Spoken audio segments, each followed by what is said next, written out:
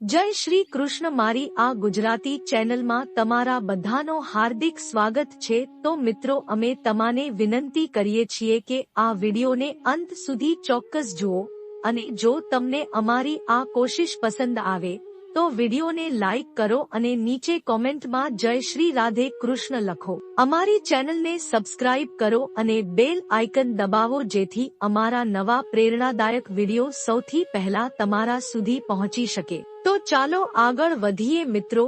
જીવનમાં ઘણીવાર આપણે પણ એવી પરિસ્થિતિઓમાંથી પસાર થઈએ છીએ જ્યારે એવું લાગે છે કે અમારી મહેનત વ્યર્થ જઈ રહી છે અને સફળતા ખૂબ દૂર છે। ઘણીવાર આપણે વિચારીએ છીએ કે અમારી કોશિશો નિષ્ફળ જઈ રહી છે, પરંતુ શ્રીકૃષ્ણ આપણને શીખવે છે કે સાચા માર્ગ પર સતત કર્મ કરવું એ જ સૌથી મોટું ફળ છે। જો આપણે ફક્ત આપણા કર્મ પર ધ્યાન આપીએ અને ફળની ચિંતા છોડીને કાર્ય કરતા રહીએ તો આપણને માત્ર આંતરિક શાંતિ જ નહીં મળે પણ આપણું જીવન પણ સંતુલિત અને સફળ બનશે। કર્મનું મહત્વ એ નથી કે તે તરત જ પરિણામ આપે, પરંતુ એ છે કે તે આપણને સાચી દિશામાં આગળ લઈ જાય છે।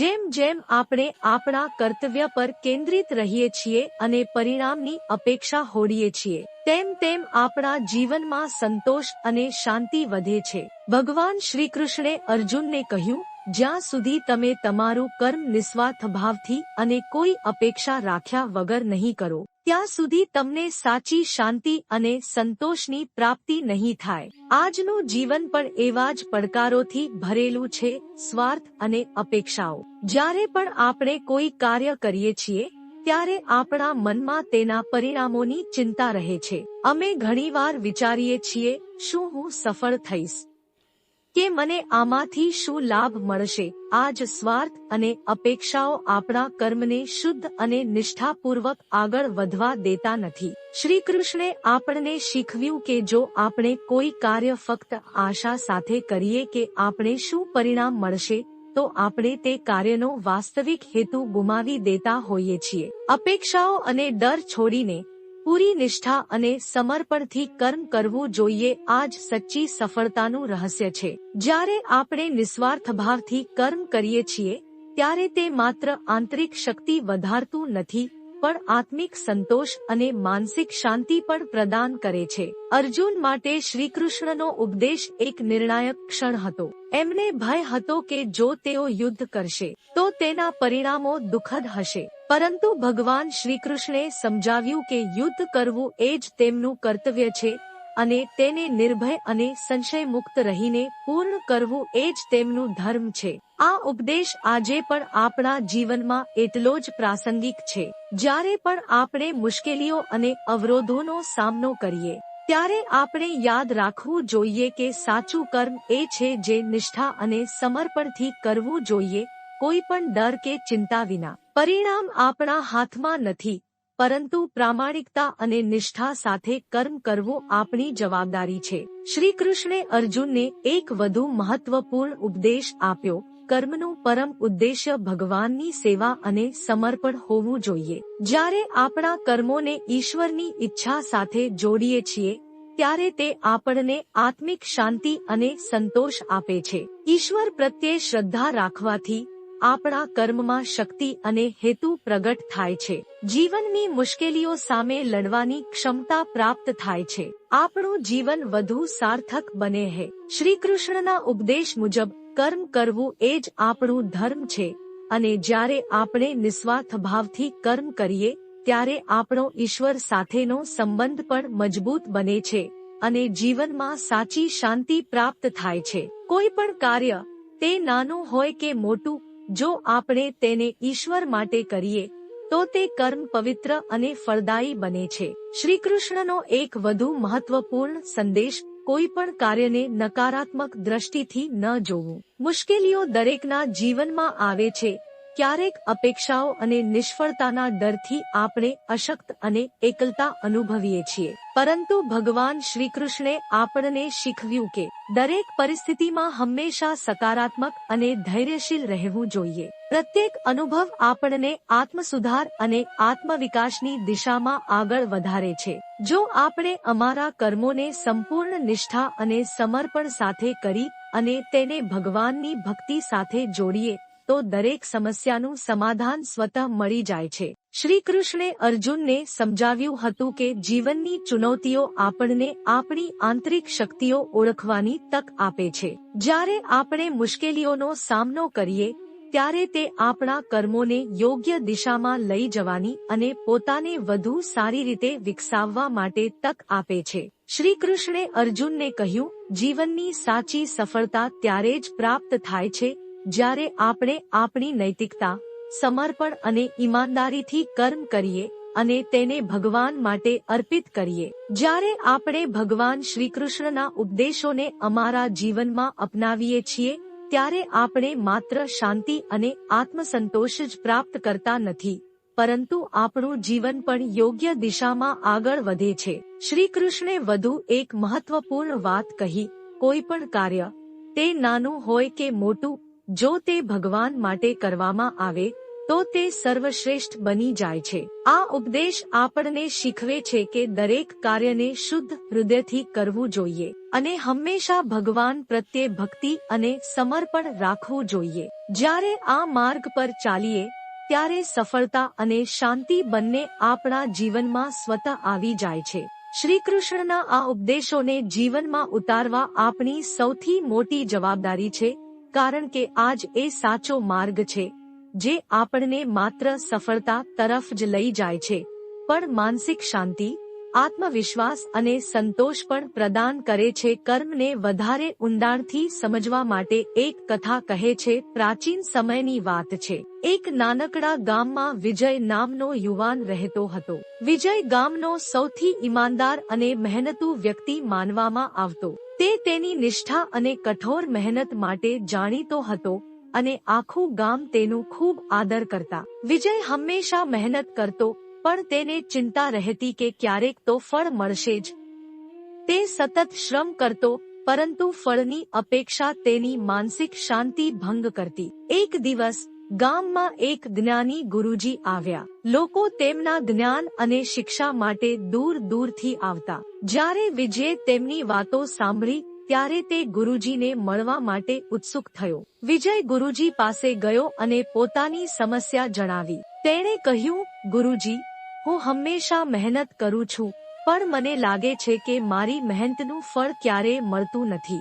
જેટલી મહેનત કરું છું તેટલી જ ફળની અપેક્ષા વધી જાય છે. કૃપા કરીને મને કોઈ ઉપાય જણાવો.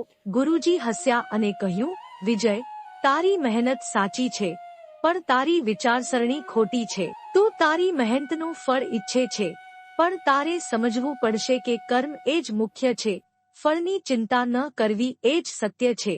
વિજય થોડી ચિંતામાં પડ્યો અને પૂછ્યું, પણ ગુરુજી, હું મારા કામનું સારું ફળ ઈચ્છું છું. જો મને ઈચ્છિત ફળ નહીં મળે તો શું મારી મહેનત વ્યર્થ નહીં જાય? ગુરુજી હસ્યા અને સમજાવ્યું, વિજય, તું ફક્ત તારા કર્મ પર ધ્યાન આપ. જ્યારે તું ફળની ચિંતા કરે છે ત્યારે તારું મન અશાંત બની જાય છે. સાચું શાંતિપ્રદ જીવન એ છે કે તમે શ્રદ્ધા અને સમર્પણથી કાર્ય કરો અને પરિણામની ચિંતા છોડો. પણ જો તું તારા કર્મને નિસ્વાર્થ ભાવથી કરશો તો તને માત્ર માનસિક શાંતિ જ નહીં મળે, પણ તારું કર્મ જ તારા માટે સૌથી મોટું ફળ બની જશે. ગુરુજીએ આગળ કહ્યું, માનવ જીવનમાં સૌથી મહત્વની વાત એ છે કે આપણે અમારા કર્મોને સંપૂર્ણ નિષ્ઠા અને ઈમાનદારીથી કરવા જોઈએ.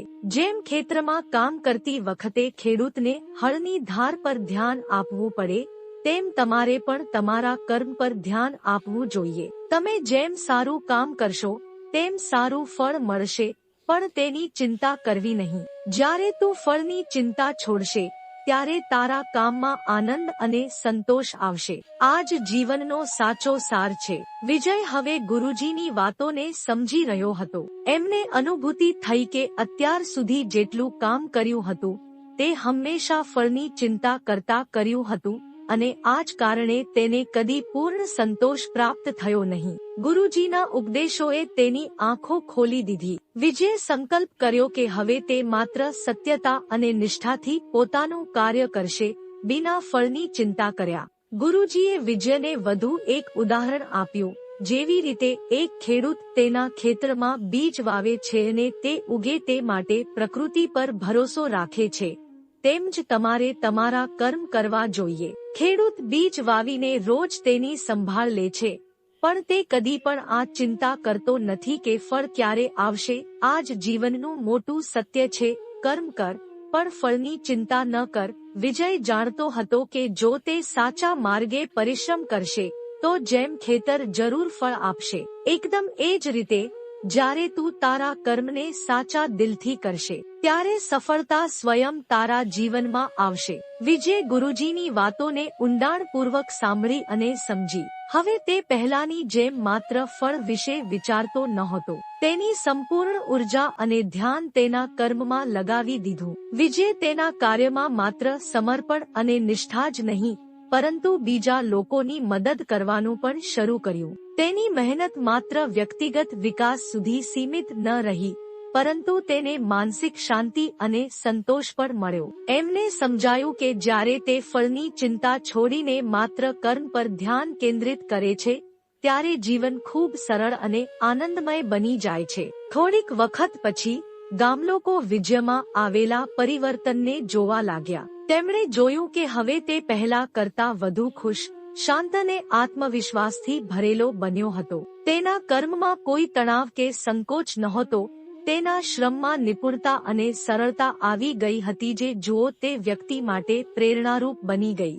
ગુરુજીના ઉપદેશોએ વિજયના જીવનને સંપૂર્ણ રીતે બદલી નાખ્યું. હવે વિજય કોઈ પણ કાર્યને બિના સ્વાર્થ અને અપેક્ષાઓ રાખ્યા વિના કરતો હતો અને તેનું હૃદય સાચી ખુશીથી ભરાઈ જતું હતું. એક દિવસ ગુરુજીએ વિજયને કહ્યું, હવે તું જીવનના સત્ય અર્થને સમજી ગયો છે. તે તારા કર્મને નિષ્કલંક ભાવથી કર્યું છે અને એ જ સાચી સફળતા છે.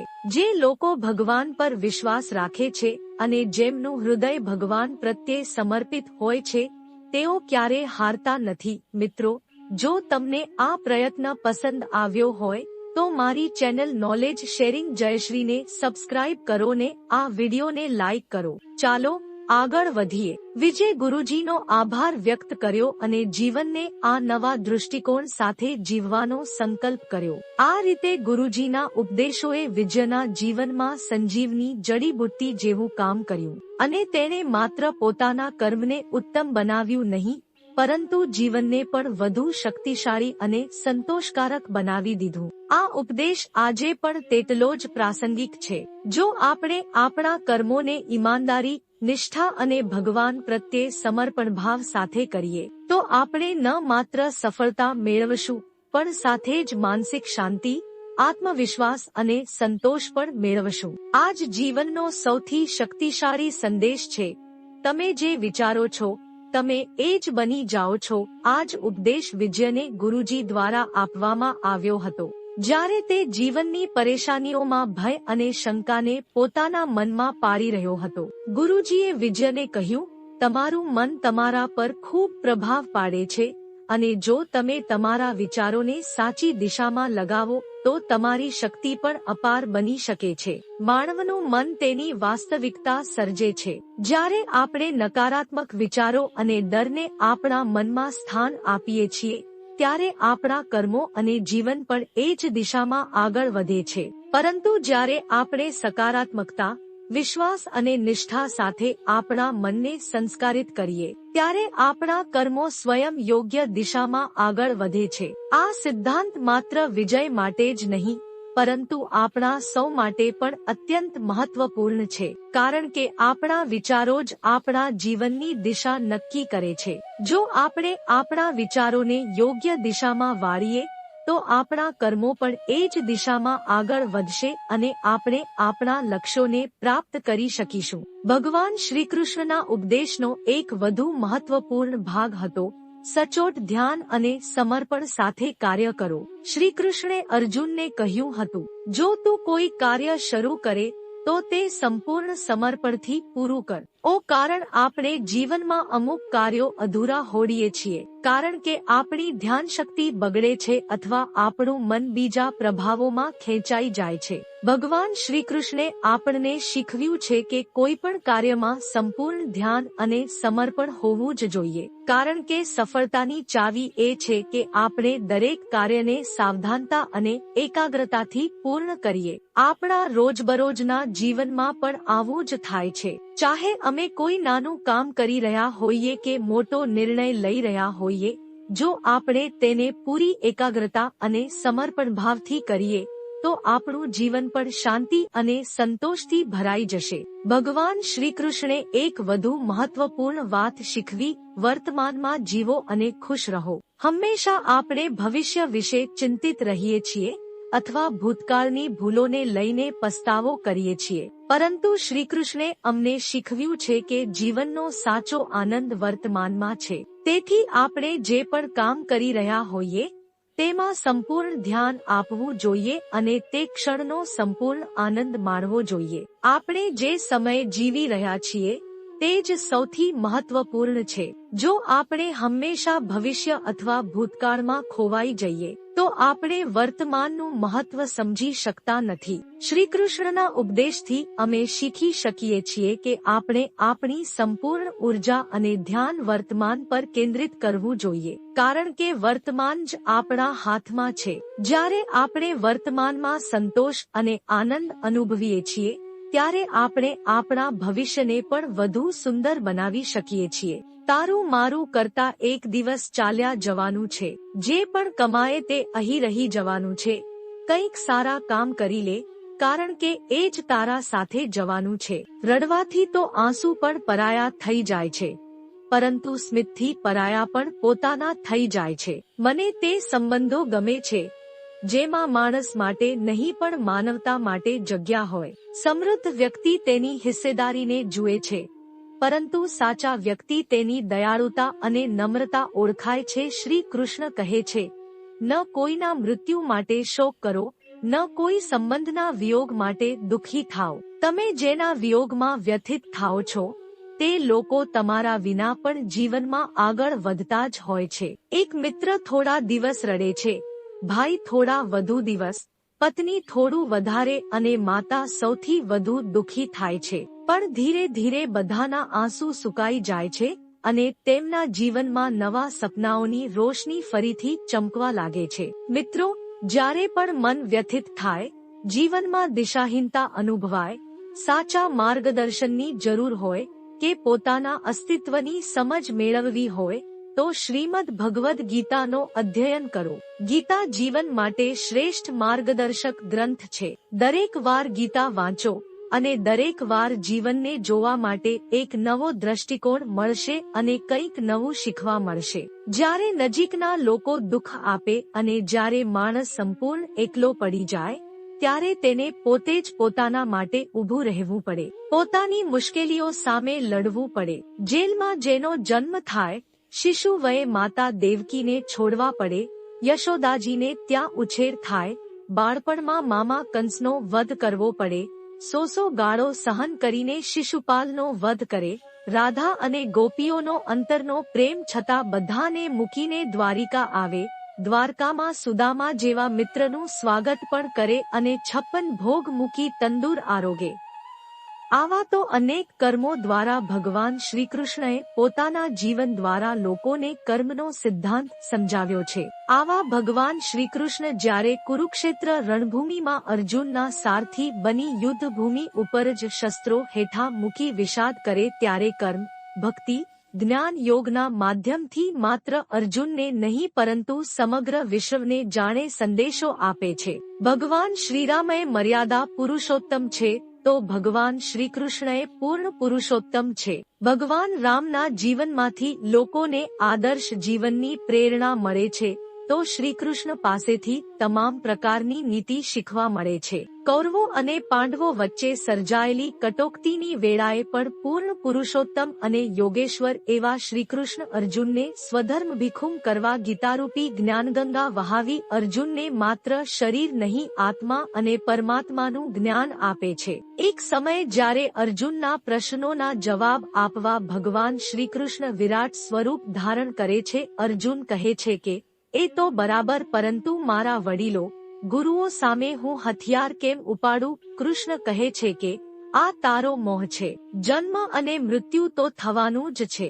મૃત્યુ એ તો જૂના વસ્ત્રો કાઢી નવા વસ્ત્રો પહેરવા સમાન છે. તું સ્વાર્થભાવ વગર કર્મ કર. કર્મ કરવું એ માનવ ધર્મ છે. તું સ્થિતપ્રજ્ઞ થઈને યુદ્ધ કરે. આ માટે કદાચ નરકમાં જવું પડે તો નરક પણ નંદનવન જેવું લાગે છે. માટે નિર્બળતા છોડી સમાન હિત માટે યુદ્ધ કર. આ ઉપદેશ માત્ર માનસિક શાંતિનું કારણ બનતું નથી, પરંતુ તે આપણે જીવનને સારી રીતે જીવવાની કલા પણ બતાવે છે.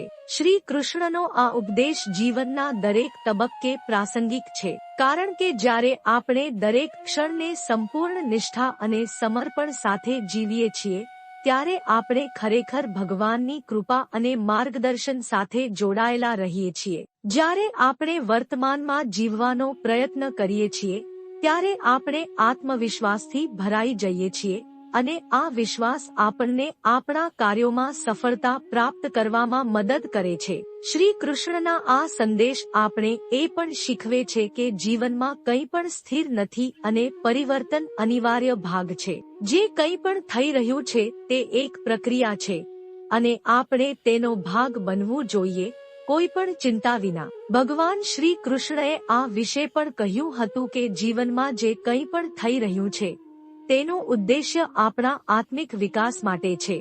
પછી તે ખુશી હોય, દુઃખ હોય, સફળતા હોય કે અસફળતા, દરેક ઘટના આપણને જીવનનો સાચો અર્થ સમજાવવા માટે આવે છે. જ્યારે અમે સમજી જઈએ છીએ કે જીવન માત્ર બાહ્ય પરિસ્થિતિઓ પર નિર્ભર નથી, પરંતુ આપણા આંતરિક બળ અને માનસિક સ્થિતિ પર આધાર રાખે છે, ત્યારે આપણે દરેક પરિસ્થિતિને સહન કરવાની ક્ષમતા મેળવી શકીએ છીએ. શ્રી કૃષ્ણએ આપણને એ પણ શીખવ્યું કે દરેક કાર્યનું એક ઉદ્દેશ્ય હોય છે અને આપણે તે ઉદ્દેશ્યને સમજવાનો પ્રયાસ કરવો જોઈએ, તેના ફક્ત પરિણામ પર ધ્યાન કેન્દ્રિત કરવાના બદલે. શ્રી કૃષ્ણના ઉપદેશોને જો આપણે આપણા જીવનમાં ઉતારીએ તો માત્ર સફળતા જ નહીં, પરંતુ માનસિક શાંતિ અને સંતોષ પણ પ્રાપ્ત થાય. જ્યારે આપણે આપણા કર્મો નિસ્વાર્થ ભાવથી અને કોઈ અપેક્ષા વિના કરીએ છીએ અને દરેક પરિસ્થિતિને આત્મિક વિકાસ તરીકે સ્વીકારીએ છીએ, ત્યારે આપણે સાચી શાંતિ અને આત્મસંતોષ મેળવી શકીએ છીએ. આ જ ભગવાન શ્રી કૃષ્ણનો સાચો સંદેશ છે, જે દરેક પગલે આપણને પ્રેરિત કરે છે અને આપણા જીવનને મજબૂત બનાવે છે. શ્રી કૃષ્ણએ ગીતામાં કહ્યું છે કે જે વ્યક્તિ દરેક પરિસ્થિતિમાં સંતોષ અનુભવે છે અને પોતાની આત્મામાં શાંતિ મેળવે છે, એ જ સાચો યોગી છે. જીવનમાં આપણે ભલે કેટલીય મોટી સફળતાઓ મેળવી લઈએ, જો આપણા અંદર સંતોષ નથી તો તે આનંદ અધૂરો રહે છે. સંતોષનો અર્થ એ નથી કે આપણે આપણા સપનાઓને છોડી દઈએ અથવા મહત્વાકાંક્ષાઓથી દૂર થઈ જઈએ. તેનો અર્થ છે દરેક પરિસ્થિતિને સ્વીકારવું અને પોતાની મહેનતના પરિણામને હર્ષભર્યા હૃદયથી અપનાવી. શ્રી કૃષ્ણએ અર્જુનને કહ્યું હતું, કર્મ કર, પરંતુ ફળની ચિંતા ન કર. આ જ સંતોષનું મૂળ છે. જ્યારે આપણે આપણા પ્રયત્નોમાં સંપૂર્ણ રીતે નિમગ્ન થઈએ છીએ અને પરિણામની ચિંતા છોડીએ છીએ, ત્યારે આપણા જીવનમાં શાંતિ અને સ્થિરતા આવે છે. સંતોષ આપણને આંતરિક શાંતિ તરફ દોરી જાય છે. જ્યારે આપણે દરેક પરિસ્થિતિમાં એ સ્વીકારી લઈએ છીએ કે જે કંઈ પણ થઈ રહ્યું છે તે અમારા હિત માટે છે, ત્યારે આપણે અંદરથી શાંત અને સ્થિર અનુભવું છીએ. કલ્પના કરો, જો કોઈ વ્યક્તિ પાસે બધું હોય, ધન, ઐશ્વર્ય, શક્તિ, પરંતુ તે હંમેશા વધુ મેળવવાની લાલસામાં રહે, તો શું તે ક્યારેય શાંત રહી શકે? નહીં. શાંતિ તે જ અનુભવી શકે છે જે પોતાની પરિસ્થિતિથી સંતોષ મેળવે છે. સંતોષ અને શાંતિ મેળવવા માટે આપણે શું કરવું જોઈએ? 1. કૃતજ્ઞતાનો અભ્યાસ કરો, જે કંઈ તમારી પાસે છે તેના માટે આભાર વ્યક્ત કરો. 2. અપેક્ષાઓને મર્યાદિત કરો, પોતાની ઈચ્છાઓને નિયંત્રિત કરો. 3. અવસરોને ઓળખો, દરેક પરિસ્થિતિને એક નવી તક તરીકે જુઓ. 4. ધ્યાન અને યોગનો અભ્યાસ કરો, મનને શાંત અને સ્થિર રાખવા માટે ધ્યાન અને યોગ ઉપયોગી છે. સંતોષનો અર્થ સંઘર્ષથી બચવું નથી. સંઘર્ષ અને સંતોષ સાથે ચાલી શકે. શ્રી કૃષ્ણએ અર્જુનને કહ્યું હતું, તારું કર્તવ્ય યુદ્ધ કરવું છે, એટલે કે જીવનમાં પડકારોનો સામનો કરો, પરંતુ અંતરમાં શાંતિ અને સંતોષ સાથે જીવતા શીખવું. પણ આ યુદ્ધના પરિણામથી વિલાપ ન કરવો. જો આપણે સંઘર્ષમાં પણ સંતોષનો ભાવ રાખીશું તો આપણી ઉર્જા યોગ્ય દિશામાં જશે અને આપણે વધુ સારા પરિણામો મેળવી શકીશું. શ્રી કૃષ્ણ દર્શાવે છે કે સંતોષ એ એવી અવસ્થા છે જ્યાં આપણી આત્મા શાંત રહે છે. એ એવી સ્થિતિ છે જ્યાં આપણે બાહ્ય વસ્તુઓ પર નિર્ભર ન રહીએ, પરંતુ આપણા આંતરિક બળ અને શાંતિ પર ભરોસો રાખીએ. તેમણે કહ્યું છે, જે વ્યક્તિ પોતામાં સંતોષનો અનુભવ કરે છે તે બાહ્ય સુખોની પાછળ નહીં દોડે. આજના સમયમાં જ્યાં દરેક કોઈ કારકિર્દીની દોડ, સફળતાની દોડ અને ધનની દોડમાં છે, ત્યાં સંતોષનું મહત્વ વધુ વધી ગયું છે. જો આપણે દરરોજ નક્કી કરીએ કે જે કંઈ પણ કરીશું તે સંપૂર્ણ શ્રેષ્ઠતા સાથે કરીશું અને બાકી બધું ભગવાન પર છોડી દઈશું, તો આપણું જીવન વધુ સંતુલિત અને શાંતિપૂર્ણ બની જશે. કલ્પના કરો, એક વ્યક્તિ નોકરી માટે ઘણી મહેનત કરે છે પણ તેને સફળતા ન મળે. જો તે આ વિચારે દુઃખી થાય કે તેનો પ્રયાસ વ્યર્થ ગયો, તો તે પોતાની ઉર્જા ગુમાવી નાખશે. પણ જો તે આ માન્યતા રાખે કે ભગવાને મારા માટે કંઈક વધુ સારું વિચારી રાખ્યું છે, તો તેનો આત્મવિશ્વાસ ટકશે. આજની પરિસ્થિતિઓને ભગવાનની યોજના માની ધીરજ અને વિશ્વાસ સાથે આગળ વધવું આ જ સાચો સંતોષ છે. સંતોષ અને આંતરિક શાંતિ આપણું જીવન સંતુલિત બનાવે છે. જ્યારે આપણે આ ગુણોને અપનાવીએ છીએ ત્યારે આપણા નિર્ણય વધુ સ્પષ્ટ અને સમજદારીભર્યા બને છે. યાદ રાખો, સંતોષનો અર્થ માત્ર શાંત બેસી રહેવું નથી, પણ આપણા કામમાં સંપૂર્ણ નિષ્ઠા અને મહેનતથી જોડાઈ રહેવું છે. અને એ વિશ્વાસ રાખવો છે કે જે કંઈ પણ થશે તે આપણા હિત માટે જ થશે. શ્રી કૃષ્ણ કહે છે, જે વ્યક્તિ સંતોષમાં જીવતા શીખે તે જ સાચું જીવન જીવે છે. આપણે પણ આ માર્ગ પર આગળ વધીએ અને આપણા જીવનને સાર્થક બનાવીએ. ઘણા સમય પહેલાની વાત છે. એક રાજાનું રાજ્ય સમૃદ્ધ અને વૈભવી હતું. રાજાના 3 પુત્રો હતા અને ત્રણેય પોતાની રીતે ખૂબ જ યોગ્ય અને બુદ્ધિશાળી હતા. રાજાને સમજવું હતું કે તેનો ઉત્તરાધિકારી કોણ બનશે, કારણ કે હવે તેનો અંતિમ સમય નજીક આવી રહ્યો હતો. રાજાએ પોતાના 3 પુત્રોને બોલાવ્યા અને કહ્યું, તમારામાંથી જે સંતોષના રહસ્યને સમજીને મારા પ્રશ્નનો સાચો જવાબ આપશે તે મારા રાજ્યનો ઉત્તરાધિકારી બનશે. પછી રાજાએ 3 રાજકુમારોને અલગ અલગ દિશામાં પ્રવાસ કરવા મોકલ્યા અને કહ્યું, તમારે 3 મહિનામાં સંતોષનું રહસ્ય સમજીને પાછા આવવાનું છે. 3 રાજકુમારો પોતાના માર્ગે નીકળી પડ્યા. પ્રથમ રાજકુમાર ધન અને વૈભવની શોધમાં ગયો. તે વેપારીઓ, જમીનદાર અને ધનવાન લોકોને મળ્યો. તેણે વિચાર્યું કે સંતોષનું રહસ્ય સંપત્તિમાં છે. તેણે ઘણું સોના ચાંદી એકઠું કર્યું અને